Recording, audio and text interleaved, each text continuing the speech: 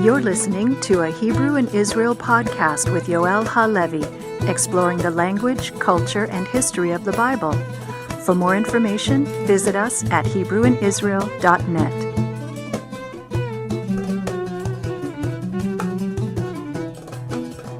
Shalom everyone, and welcome back to another episode of the Hebrew in Israel Haftarah series. I'm your host, Yoel Halevi of HebrewInIsrael.net, and I'm glad you're back with me. We've started a new cycle here. This is the cycle of the 1 year cycle. I know it doesn't mean I plan to do something for the 3.5 year cycle I've spoken about, but we are starting a new cycle, the Torah reading for this Haftarah. This is the Haftarah for the book for Parashat Bereshit, and our Haftarah is actually taken again out of the book of Yeshayahu, out of Isaiah. We've actually done a lot of Isaiah in the last couple of weeks because of the 7 prophecies of condolence, and this Haftarah continues the same mindset because it's really from the same section. And we're going to be reading from Isaiah 42 from verse 5. There are actually 3 different traditions on where to end the Haftarah. I'm actually going to follow the Sephardi, which have been pretty consistent with this. The Ashkenazi reading carries on into chapter 43, verse 10. I'm actually going to follow the Sephardic one, which deals all the way to 42, verse 21. And the reason I do this is because sometimes reading certain things take a very, very long time. Going through such a long piece really takes up a lot of time and brings up a lot of issues. And really, sometimes the shorter the better. It seems to be that the consistency of how they used to do things in the ancient world, especially in ancient Judaism, was to keep things short. Prayers were shorter, readings were shorter, and so on. And it's actually throughout time that things got expanded more and more and more. And we get these really, really long readings and really, really long prayers. And it actually has to do with the fact that liturgy became the center of everything. A couple of years ago, someone produced a book that came out through Magnus Press, which is the publication that is affiliated with the Hebrew University, and it was about what happened in the ancient world and where sacrifices went to. Now, our parasha actually does deal with the subject of sacrifices because we have Cain and Hevel, Cain and Abel, and what happened specifically between them.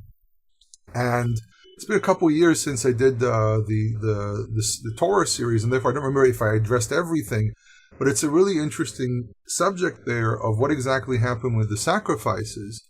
And the first sacrifice that we really hear about is Cain and Abel. They learned it from somewhere. And there's a midrash that says that this was actually something that Adam knew, and he passed it on to his children. But we have an interesting insight there regarding sacrifices, because there are several elements that have to be presented. Now, I'm not going to go into the parasha, but I still want to share this interesting subject because it does relate to the whole issue of why do we have such lengthy haftarot and so on. And what basically happened was that sacrifices were pushed aside. The world changed, and religions changed as well. And liturgy, we have the rise of liturgy in the world. Now, it's not that in the ancient world, in the ancient Near East, and we're talking about Bronze, Iron Age, 2nd millennia, 1st millennia BCE, and even somewhat into the Common Era, as we call it, people had liturgy. There was such a thing. We have formulas of prayers. We have statements that people had to recite and say in different ceremonies and so on.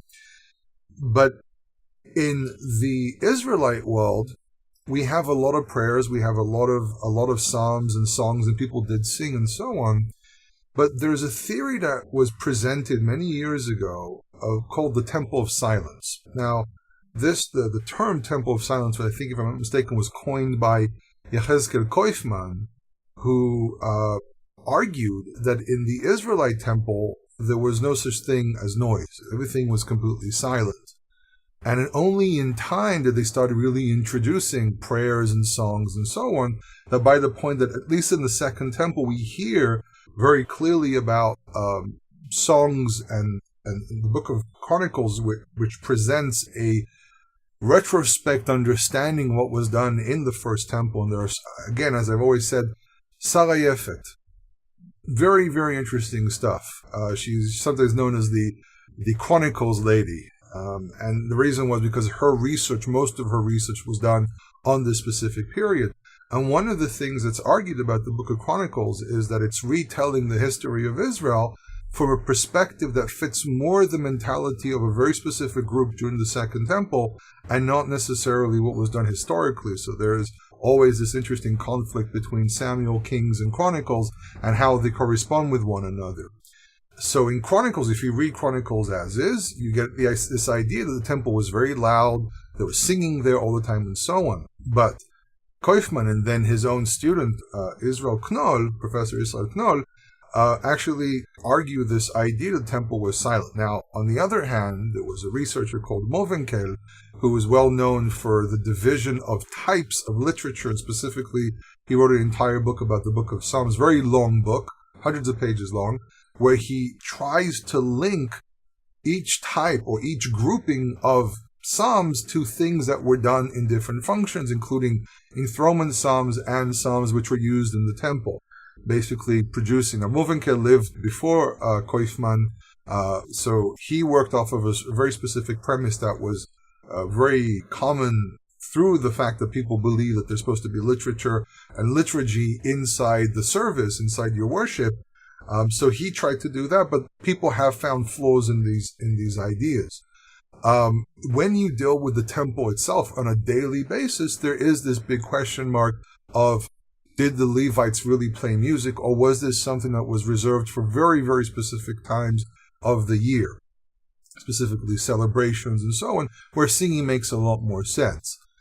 So there is this idea the temple was silent, but again, you have to be very aware of the fact that these are, like any opinion in academia, this is an opinion. It bases itself on whatever elements of evidence they can find. However, there's always going to be someone who's going to present other pieces of material or other what they consider to be evidence that will argue the opposite or refine a certain idea and so on. So it's always a changing world in the way people perceive things. And one generation of researchers might say one thing, and the next generation will say another thing, and then the third generation will claim something else. Today, for example, since the 1980s, we've had this massive move of trying to claim that everything in the Bible is not historical. But when you read, for example, people like Albright and so on, they argue, no, everything's historical. And today there's even a reaction by researchers like myself, people who do believe, where we're saying, no, these interpretations, this mindset, this way of looking at things is influenced by an anti-religious bias. And therefore we say you have to balance this out. And so forth. It's a problem. It's a problem in the academic world that the opinions change, and sometimes it's just the mood of the time and not necessarily what the evidence really points to. But we're not going to go into that subject. But what's really interesting is that with the demise of the world of sacrifice, and I have to point out this book was written in Hebrew, because I'm pretty sure someone's going to email me saying, what's the name of the book? Well, it's a book in Hebrew. Unless you know modern academic Hebrew, there's no point in naming the book. But basically, it might be translated at one point, but basically the writer, and I've only seen glimpses of the book itself, but the basic premise is that the world changed. It wasn't that Judaism abandoned the idea of sacrifices and adopted the liturgy as the main course of practice as something that's just is. No. The truth is that, first of all, liturgy became a replacement for temple services already during the Second Temple, because there were groups that felt that the temple no longer represented what they wanted it, what it's supposed to be. For example, you have groups in the Dead Sea Scrolls that they basically abandoned the temple and replaced everything with daily prayers, sometimes very extensive daily prayers. And you can look through Dead Sea Scrolls, there's loads of them, Megillat HaOdayot, the Book of Thanksgiving, there's Megillat Aliyot HaShabbat, there's a sort of prayers that are supposed to replace sacrifices on the Sabbath. So for each weekly Sabbath, there's a specific portion you're supposed to read, and so on. And liturgy basically took over everything, but this wasn't something that was unique to the Jewish world. If we actually look at things as an historian, for example, as in larger cycles, larger pictures, a lot of things that happen are influenced from external things as well. Jews don't say something just because. Sometimes it's a response to something that was going on.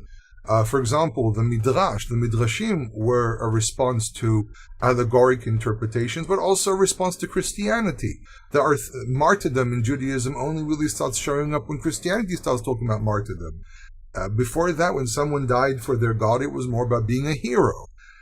And there's basically an evolution inside Judaism that's influenced by the external acts of other social groups.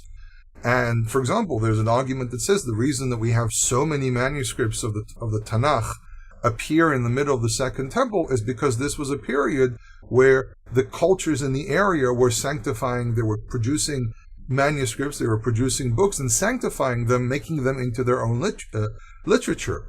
And the Jewish world was the same. Prior to that, there was less emphasis about written material, more emphasis about knowledge passed down orally. If you listen to my series about the oral Torah, you understand why I say this.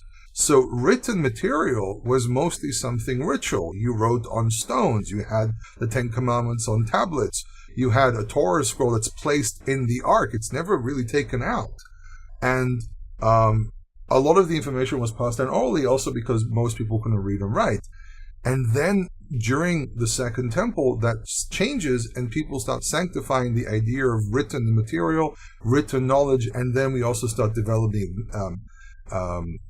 Gnosticism and so on, where it suddenly becomes secret information and there are secret books. And through this process, you eventually reach this world of liturgy, which expands more and more and more. Actually, in the land of Israel, up to around the 6th or 7th century, if I remember correctly, maybe even to the 8th century, there were very active writers that were writing liturgy, writing Yosef ben Yosef, Eliezer HaKalir. These were all very active poem writers. We actually have insight into the language, the type of Hebrew they were using during the Roman and Byzantine era because of these songs, because of what they were saying, and we get insight to the type of Hebrew they used in the land of Israel as well, which had its own uniqueness. The Jerusalem Talmud, for example, has its own unique type of Hebrew as well, and it actually gives us, what's really interesting about the Jerusalem Talmud is it actually gives us insight to the spoken language. It was one of the researchers that I read about the Jerusalem Talmud's Hebrew is that it presents the spoken language. It's not a literature language. It's more than what people spoke in everyday life. It's actually, to some degree, recording actual dialogue, to some degree. Not exactly, but to some degree it is recording some dialogue. In any case, liturgy becomes very, very, very big. And from small pieces, small readings of Torah, small readings of the Haftarah, small pieces of information, say from prayers, shorter prayers, it grows and grows and grows to a point where sometimes the readings are very, very, very extensive. Now, Ashkenazi Jews specifically, because Ashkenazi Jews are, when it comes to literature and actually physically are descendants of Jews from the land of Israel, and there's no doubt about this, there's been studies done about this subject, for example, the practices, and we have records from mentionings of certain books and certain interpretations which go back into around 11th, 12th, 13th century to Common Era, so 1100s, 1200s, even presumably 1300s, where Ashkenazi Jews, when we say Ashkenazi, we mean Jews of France and Western Germany.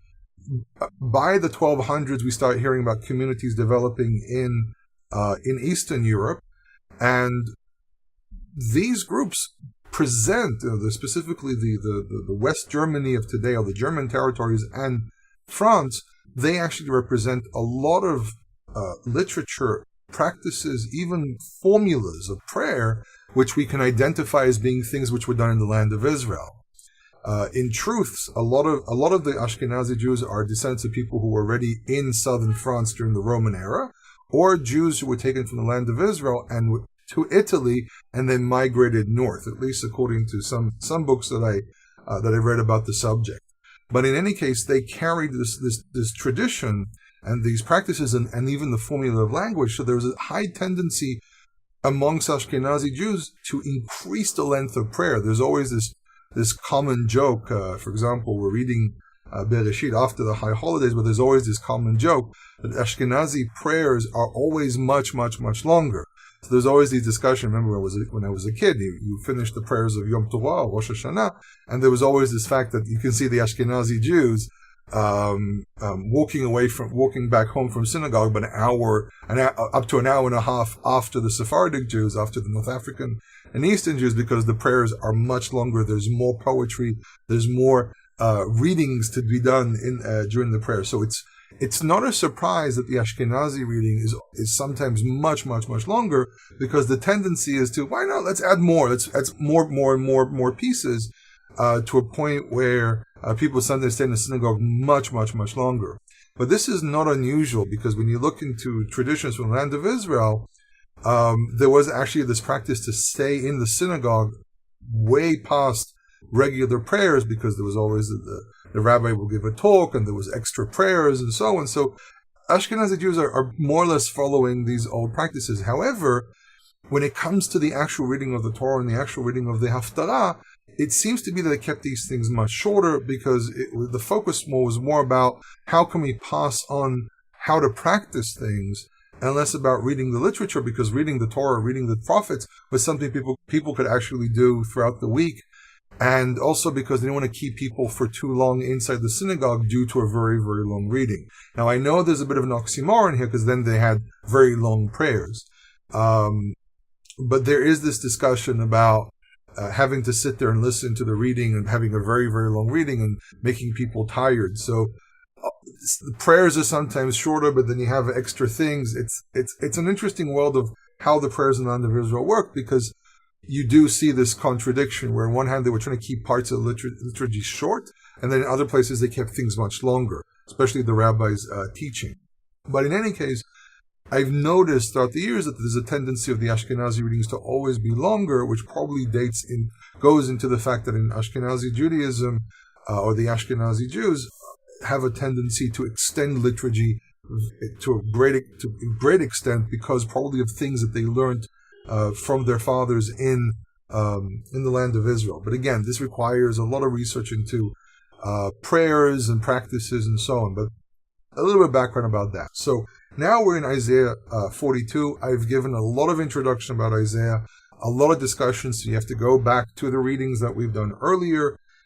And in our reading here specifically, we hear a very big declaration here about God being basically God Almighty. But the link between this reading and Genesis is really, really truthfully in the first verse, where it says, so this is verse 5, Ko amar ha'el Adonai, thus says the God, the Lord. So he's identified. You have to remember that this is a period where people are looking to the east. They see all those strong empires, all these kingdoms.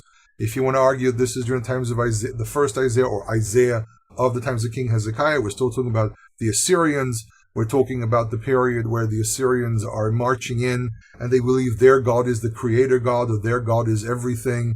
And if we're talking about maybe in Isaiah after the Babylonian exile, as many scholars argue, then we're talking about a period where the Israelites were exposed to a lot of other religions, and there's these arguments who really created what and what is the true story. So he points us as it's the God, and then he names the God, and he says Yud Hei Vav Hei to point out this is that specific God.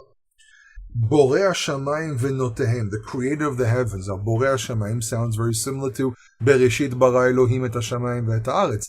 In the beginning, God created the heavens and the earth. So this is a word link. There's basically using a key word that links you to the Haftarah, or links the Haftarah to the parasha through this specific terminology.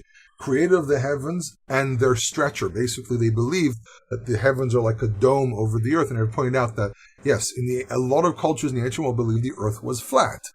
This is not necessarily a scientific observation. They're just saying this is how they understood the world, because they saw the world as flat. They didn't have the ability to go out and see the world was actually round. But that's another discussion. It'll probably annoy a lot of people if I carry on about this. It says, Roka haaretz v'tzetzaiah, so he who flattened the earth, okay, because you have to understand the idea of raka here means to sometimes stomp with your feet, but here really means that raka, some people also understand raka as being something as to like the word rakia. So the rakia is like the word firmament, and it's something that's stretched out. So some people also understand that raka is not to stomp your feet on the earth because it's there, but really to stretch out the earth. So there's actually a parallel here between the root nata, which is to stretch out, which is much more clear, and raka, which is to stretch out the earth. It's interesting that the word for earth sometimes is karka. So it's very similar. Karka, raka, same idea. So raka ha'aretz stretches out the earth, v'tze'etzaeah. So tze'etzaim usually means offsprings, but here really means the plants growing out. So we have creating the heavens of the earth, presenting the earth, and then the earth growing, third day of creation. So he's also pointing out that God is the God, creator God. He's pointing that as a theological point of view as well.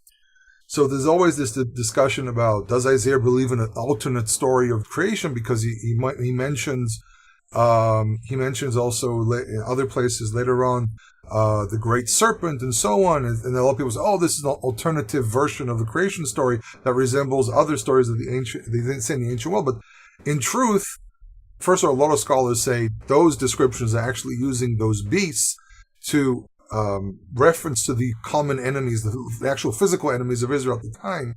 And if we take this description, then he's not giving an alternative version. He's actually agreeing with Genesis. He's describing a very similar principle to the book of Genesis, where he says, creator of heaven and the earth, plants growing from the earth, and so on. It says, Noten neshama la'am alea, who gives breath to the people upon it. So again, he breathed into man's nostrils. V'ruach lo lechim ba, and spirit, wind, because the word literal meaning of ruach is wind, but here means the spirit, the ability, because neshama and ruach are very similar to one another. It's the idea of breath, being able to bring in air and so on. So the ones who walk upon it. So he's not talking la'am specifically the people of Israel, he said human beings. He's pointing out God created also all of the human beings. So you have all these different nations. And I remember when I was a kid, when I was growing up, I was asking myself, well, we have our God, but what about all these other billions of people who believe in their own gods?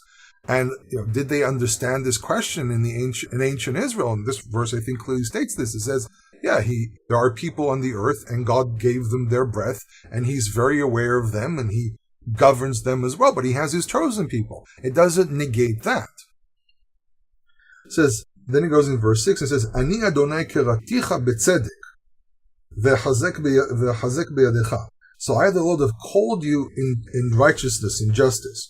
What this really actually means is that God is calling to someone, and it doesn't really clarify yet who this someone is, but he calls him out, he calls to him, or calls his name to give him status above others, betzedek. And actually what we find in Mesopotamian inscriptions is this term that's pronounced kinish, if I'm not mistaken, and it refers to the idea of someone being chosen in a legitimate way. So again, this is leading to this idea of choosing Israel, and the fact that there are other nations and other very powerful nations. He's pointing out to the legitimacy of Israel being the chosen people, even though there are many others.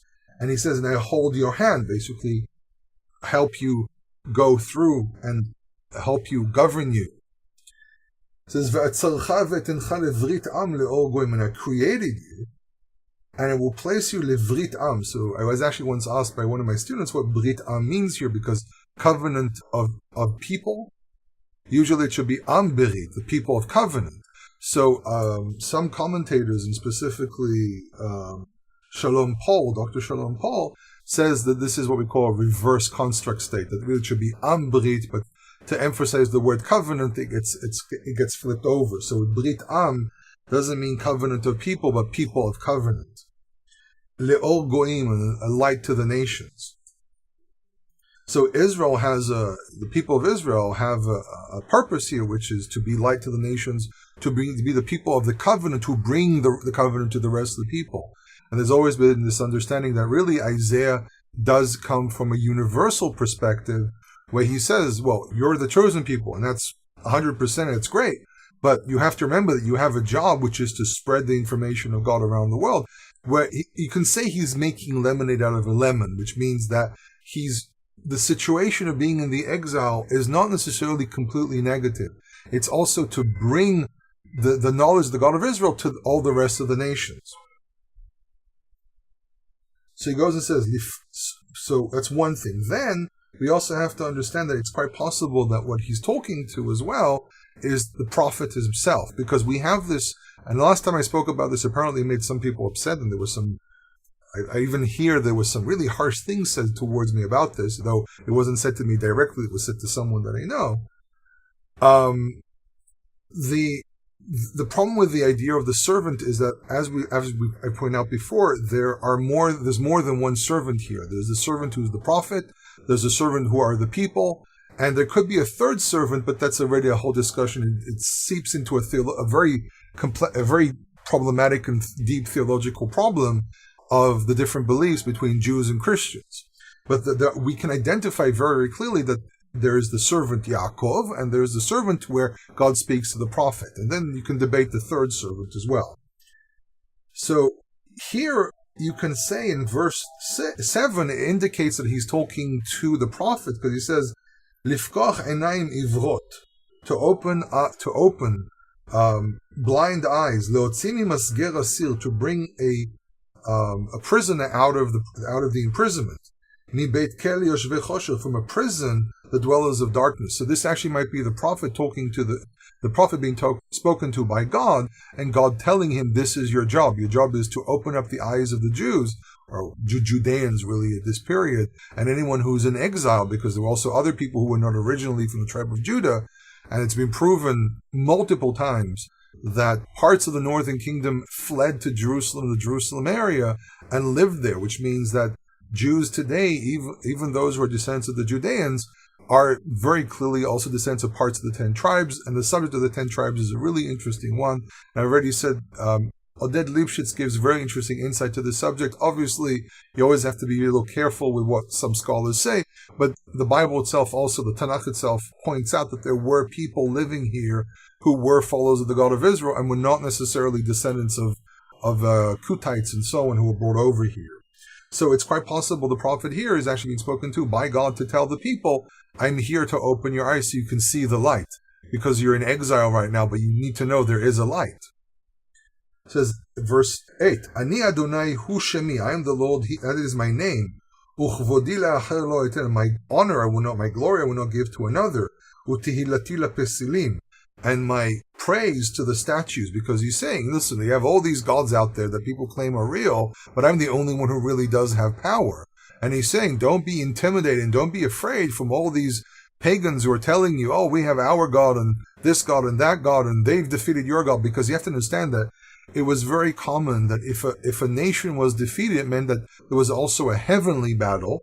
And it's kind of interesting because it slightly reminds me of something which appears, I think it's in Zechariah, where he sees angels coming back and forth, and one of them is an angel that says that he was battling someone. I'll take a second to find it. So no, it's not Zechariah, sorry, it's the book of Daniel, and Daniel actually points out that he mentions the Sar Paras. This is in Daniel chapter 10. He has this discussion with this, apparently what you can call an angel, and he points out that there's angels talking about, he's battling someone, he's talking about the Sar Paras, and there's this the Sar Yavan. He's mentioning all these different ministers of these different nations. It sounds as if there's this other minister, this other representative, probably an angel, who's battling in the name of Israel, and so on. So we actually find this principle also in the book of Daniel, where he points out that this angel is speaking with him and has to battle these other either kings or the representatives, the heavenly representatives of these nations. Now, what's really important about this is that really in the ancient world, there's always been this understanding that if your nation has been defeated, then your God has been defeated. So the prophet's saying, no, this is not reality. He's saying, God said, don't give my glory, don't give all the strength that I've given the nations to these statues. These statues are nothing. And by the way, this is a very common theme in Isaiah where he points out these are nothing, don't be intimidated, don't be afraid of them, and so on. It says, how does he prove that he is the God? Well, telling the future is one of the markers of being a God. He says, Harishonot yineval, the first things, the first really means the first words of prophecy that was said have come to pass. V'chadashot ani magid, and something which is new, something which is about to happen, I am saying. Beterem titzmach ta'ashmi'a etchem, before they even grow out, before they sprout out to the earth and become in existence, and they're revealed to the rest of humanity, I let you know. So he says the power of telling the future, which is something which in the ancient world they were very interested in. Today, I think a lot of people are not interested in knowing what the future brings. I think also because a lot of people have a very bleak understanding what's going to happen in the future. But what's really interesting here is the fact that he points out and says, well, let me prove it. He's not saying just take my word for it. Let me prove it. Let me prove that I'm also a prophet of the true living God. Where he says, I've said something and look, it's happened. So that, if you go back to the discussion I've already had many times about the idea of what is really faith, what is emunah in the Tanakh, it has to be something that's based on fact and not just things hovering in the air. So now he switches to another idea and he says, now that we've established this idea, and you have to remember that in the book of Isaiah, a lot of these pieces are placed one next to the other. Sometimes there's a logical flow, sometimes it kind of jumps into something else. So here in verse 10, it feels as if, he's talking about the nations, and maybe that's the link where this one now talks about the nations again. It says, Shiru la'Adonai shir chadash, sing to the Lord a new song. Now this strongly resembles things that we find in Psalm 96 and 98. So there's a context similarity here, because it says in 96:1, Shiru Adonai shir chadash, in verse 3, Re'u kol ofsei aretz et yeshuat Eloheinu, and so on. He's basically pointing out to all the dwellers of the oceans and so on. You can go look at these two psalms, and it resembles a little bit. So who's borrowing from whom is a very good question as well, but they're using a very similar platform of literature. It says, Tihilato miktzeh haaretz, his praise from the corners of the earth. Well, ketzeh can also mean the ends of the earth, can also be from the exalted ones of the earth. But here you might argue that there's a parallel between the word miktzeh haaretz and the term yordei hayam. So miktzeh haaretz actually might be the east, the end of the earth on the east, and it says yordei hayam umlo'o. And those who go down to the ocean, because we usually refer to seafarers as Yordei Yam, so he's really saying from the east to the west. Now we have to also remember that the word term ketzot, katzeh, sometimes can reflect the most powerful, the most exalted people of a group, and that can relate to the east because that's where Assyria and Babylon and then eventually Persia are. So that might be why he's using this term. He's using as a double meaning the east, the end of the earth, parallel to the west of the world, or the ocean, which means east to west, but also the exalted ones of the east, and those who are seafarers, Phoenicians, and all the people of that area. Iyim ve'yosh ve'em, the islands and their dwellers. So the islands here are dwellers of the islands. So it can be Cyprus, it can be the islands of the Greeks, because we also know that Greeks mercenaries were present in the land of Israel during the end of the first temple. So Yis'u midbar ve'arav chatzerim teshev kedar. So the dwellers of there's a word missing here. This is what we can call you have to complete the information from logic. So it says Yis'u midbar really has to be Yis'u kolam midbar. So midbar really means desert, and really is a reference to the dwellers of the desert. And there's a word missing here, their voices. So the dwellers of the deserts will raise their voices. And Kedar would dwell in open spaces. Now there's a bit of a question here, because the dwellers of Kedar were tent dwellers, so they're anyhow living in open spaces. So some people say that Chatzerim might be a bit of a mistake, or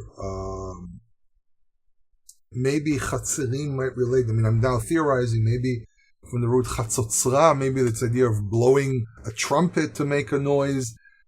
They've raised their voices, they're raising the sound of a trumpet from the word Chatzotzra. It's a really good question. It's very, very, very unclear, unless you can maybe also reverse the words and kedar yeshvei chatzerim yiriu kolam. Maybe there's a piece is missing here or something, but it is considered to be a bit of a difficult verse. It says Yeronu Yoshve Sela, those who dwell on a rock, which kind of reminds me of the Edomites who dwelt on a rocky area. They were higher from everything, but also have to remember that the Moabites had a barrier that was a massive wall as well of rock. So this might be those who dwell in the rocky areas of the eastern side of the Jordan River. And it says, so they call it from the rock, Mirosh Harim Etzavachu. From the heads, the tops of mountains, they will scream out. Now, tzavach usually refers to the word scream. However, some people say that this can be related to the Akkadian word sachu. So it's not really tzavach, it's tzavach, which is a difference between cha and cha, or actually the sequence of the word was cha and then cha. So when it's a cha, it actually might be from the idea of to laugh, to smile, to raise up your voice with laughter out of joy. So all the nations are going to be happy when God appears, even those who are considered to be enemies of Israel. And it says, Yasimu la'Adonai kavod, they will place to the Lord honor, utilato ba'im yagidu, and his praise in the islands they will speak. So we're talking again about from east to west. We have those who dwell. He's kind of moving inwards more and more towards the land of Israel. He starts at the east, west. Then he's talking about dwellers of the desert, which are in the south. He's talking about. He's also talking about the Midbar itself. The desert could be the desert of Syria. So north versus south. Kedar is usually supposed to be seen as in the south. Ohale Kedar, the black tents of Kedar. And then he's moving again from east to west, where he's saying dwellers of the rock, Edom, Ammon, Moab, and then those in the islands. Now, the fact that he says Yasimu Adonai Kavod might be going back to Chatzerim Teshev Kedar to complete that piece of that. What are they going to be doing? There's those who dwell in the open tents of Kedar, what they're doing, and also the dwellers of the desert. So it might be Yasimu Adonai Kavod is a completion of the previous statement that we're missing a piece from. And it says, Adonai ki gibor yitzeh, the Lord will come out like a mighty warrior. This also reminds me of what the reading from previously or later on in the book, my own bar mitzvah reading, where we point out that God is a warrior who goes out and crushes the enemies. It says, so the Lord will come out like a hero, ki ish milchamot ya'ir kina, like a man of war. He will awaken his zeal. And he even screams out. So if you've ever seen, they do it in a lot of movies, but this was something they really practiced. Enemies would scream at one another and make a lot of noise from their end to intimidate the enemy on the other side. So this, you imagine a massive, mighty warrior running into the battle, yelling out with almost, with almost like a type of madness, just to drive him into the position of war.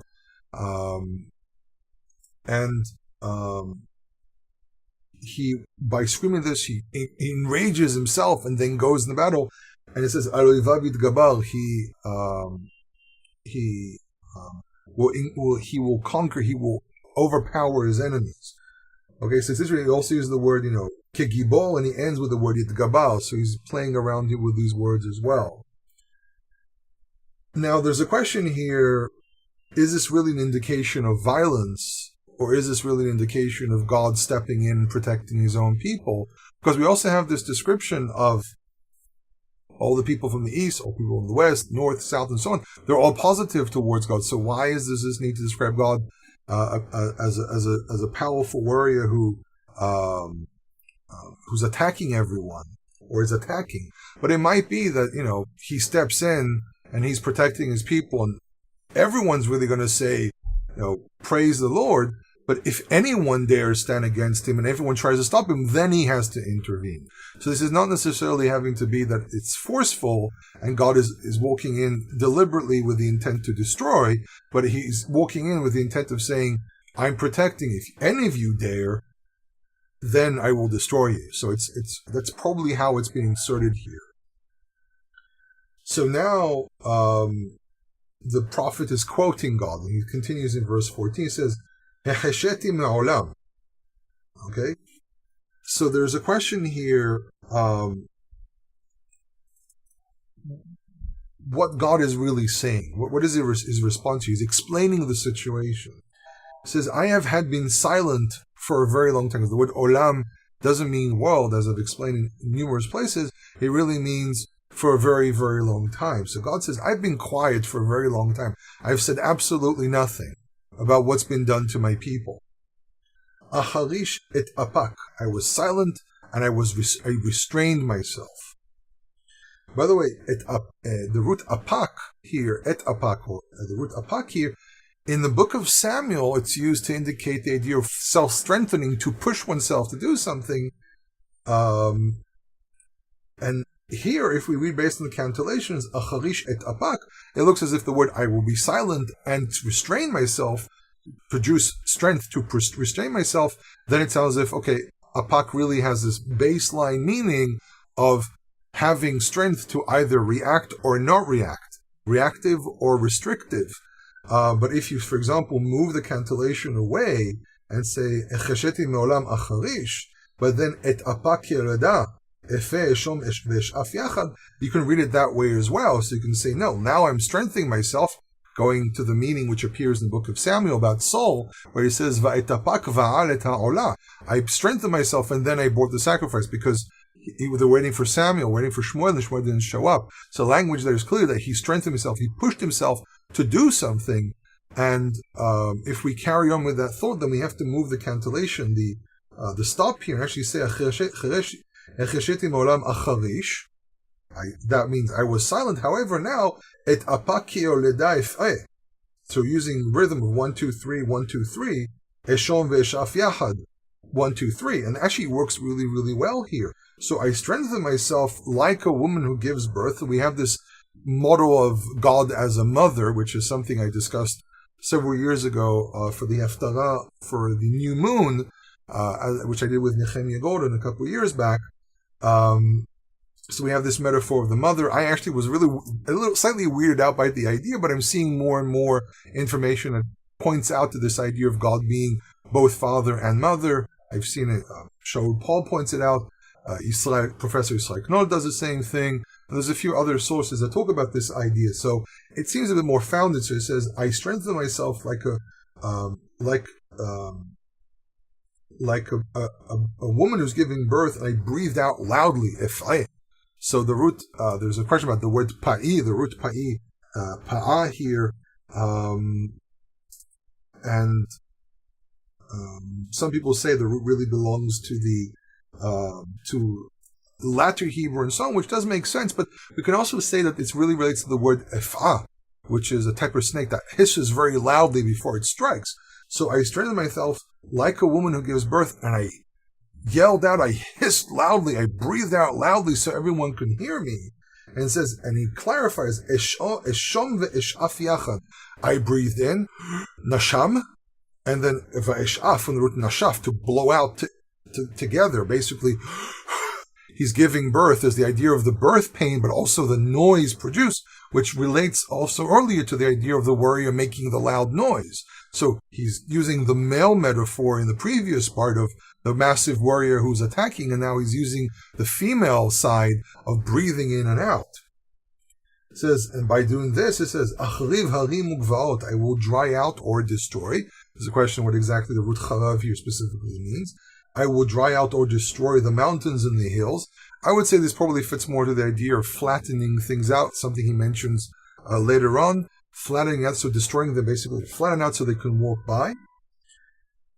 V'chol isbam ovish, and all their plants I will dry out. So some people say achriv here really means to dry out. He dries out the mountains and the hills, maybe sources of water and so on, out of his wrath, out of the response of and the almost borderline theophany here of God appearing as a warrior and then appearing as a mother giving birth to his people. The earth shatters because of it. So all their greenage, all the foliage I would dry out. Vesamtin neharot liim, and I will place the rivers like islands, basically dry them out as well. Ve'aganim ovish, and water sources, ponds, I will dry out. And he says, Veholachti ivrim, so this connects the idea of opening the eyes of the blind, which he said earlier, so we're now in verse 16, and I will lead the blind bederech lo yadau, in a path that did not know. So blind here is a metaphorical, obviously walking them in a path they've never seen before to bring them back. Now this, by the way, works really well with the idea that these are people who are exiled, and these are actually their descendants, because it says, I was silent for a very long time, which means that these are people that were probably born in the exile. Now they're being taken back to a place they've never seen before, on a path they've never seen before. Bintivot lo yadau, in paths that they never known. Adrichem, bentivot lo yadau, adrichem, in pathways that they've never known, I will guide them. Asim machshach lifnehem le'ol, I will place darkness, or a place of darkness, it can be a ravine or the night. So this kind of has a bit of a reference again to the Exodus, and there's always this discussion about the second Exodus. Jeremiah talks about the idea of they will know, people will no longer say, blessed is the Lord who brought his people out of the land of Egypt. They'll say, blessed is the Lord who brought his people out of the land of the east and Babylon. And it's the same idea. There's always this reference that there's like a second Exodus going on. Someone actually asked me if this is a switch or something. It's not really a switch. It's saying the same way God saved Israel from Egypt, he's going to save Israel from Babylon, from the exile. So the idea of darkness into light reminds a little bit of the idea of the pillar of fire and so on. It says, Ume'akeshim lemisho, and crooked places, because the word akash, what's interesting is in modern Hebrew, akash means something which is stubborn, but here it really means, in earlier Hebrew, it really means something which is crooked. So crooked places, to flatten, they make them flat so you can walk on them easily. These things I have done and I have not abandoned them. Now, it could be a reference to something that's already happened in the past. I did it in the desert, I can do it again. Founding himself into something he's done in reality.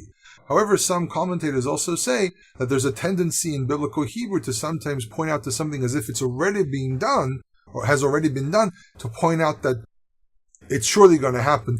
Like we say in English, consider it done. Consider as if it's already been done. It happened yesterday already as far as you're concerned. He says, Nasagu achol yevoshu voshet habotechim bapasir. So they draw back, and they are shamed, from the root yavesh to mean dry, but also mean to be ashamed.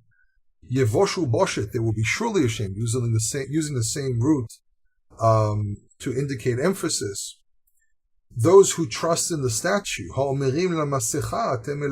say to the poured things, because masecha comes with nasach, which is something which is poured, so we're talking about molted metals that were put into a form to produce a statue. And they say to them, you are our gods. So he's using here, Elohenu here is actually really in the real plural, because as explained before, Elohim is really, when it refers to the God of Israel, in the language of the Israelites, means a singular, it's a plurality of honor, because God is the source of all powers. He is all the powers. He's not nature, but he controls all those powers. So he is the ultimate power. This is why he has to be presented in the plural.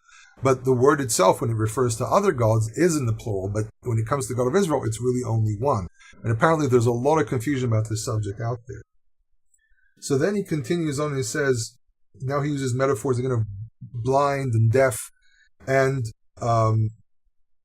he's really referring to, now he's referring to Israel, because he says, my servant is blind and deaf. And again, he talked about bringing the people into the light, so it's very clear what the context is. And he says, Achereshim shamau. Okay, those who are deaf hear. Va'ivrim hibitu lirot, and the blind look to see. And he says, Mi iver ki im avdi, who is blind but my servant, or like my servant. He's not really saying like, he's not asking a question. He says, my servant is blind. And we mentioned earlier, the people who are blind are usually the ones who dwell in the darkness, which means these are the ones who are in the exile. V'cheresh kemal'achi eshlach. So this one is a really interesting one. He says, and who is deaf like my messenger which I have sent? So there's a question here, is the prophet blind? Is the prophet deaf here? And really it isn't the prophet, because he did point out earlier that the people of Israel are the ones who are supposed to bring the knowledge of God to the rest of the nations. We pointed this possibility out as well. There's sometimes a double functionality here. So he says, my servant who is Israel are the ones who have to go out and put the information out there to the people. So therefore, they're deaf. My kimalachi eshlach. The malachi here, you could say, is a singular, and therefore will be the prophet. But then we have to ask the question of, why is the prophet blind? Isn't he the one who's supposed to be God's messenger, and therefore he's actually the one who sees the light? So we have to admit to the possibility that this is actually talking about the people, and it's using a singular as a collective. It says, "V'cheresh kimalachi eshlach," and is deaf like my messenger, which I will send. Mi iver ke Meshulam ve'iver ke Eved Adonai, who is blind like Meshulam. Now, there's a question here. Who is this Meshulam? Some commentators say this is one of the descendants of the house of David. This is one of the kings, maybe another name for Yechanyahu or Konyahu. Some people say that. Some people say maybe it's a little bit that the Meshulam here is some kind of spelling mistake, and it might be from the Arabic of Salama. So it's not Meshulam, but Kimsulam or something like that. It's never not clear. Hebrew tends to use a sh when there's a s in other places. So some people say this might be a mistake. Maybe it should be Ke'am Shalem, maybe there's an ayin missing, Ke'am Shalem, like the entire nation. Some people say maybe Kim Sulam, based on the Arabic, that says the one who is obedient to me. Which is parallel to the word Eved here. Iver Kim Shulam ve'iver ke'eved Adonai, who's blind like Meshulam and is blind as the servant of the Lord. Different possibilities. It's very, very unclear. It says, Ra'ot rabot ve'lo tishmo. You've seen many things, but you are not observant, you are not keeping. The people saw God's presence, they saw God acting, and they did absolutely nothing. Pakoh haznaim ve'lo ishma, opens up his ears and will not hear. So he's pointing out and saying, this actually reminds me of the opening of Isaiah. So this might be another link there where it does talk about the people. So he's saying you weren't listening, you weren't paying attention, and therefore these things have happened to you, but now you're going to start seeing the light. Now, this is the funny thing. So the readings actually end here in verse 21. It says, Adonai chafetz ma'an tzidko, the Lord wills to find justice. We open with the idea of tzedek in the beginning. Now we have leman tzidko, to find him righteous. That's one possibility of what this really means, or to present him in the righteous manner, to make him the rightful one who's chosen. And therefore it says, Yagdil Torah v'yadir, he would increase the Torah, increase the instruction, because Torah here does not necessarily refer to the Torah scroll, so here it means the instructions, his laws and judgment, and he's hinting to the idea, how do you become seeing?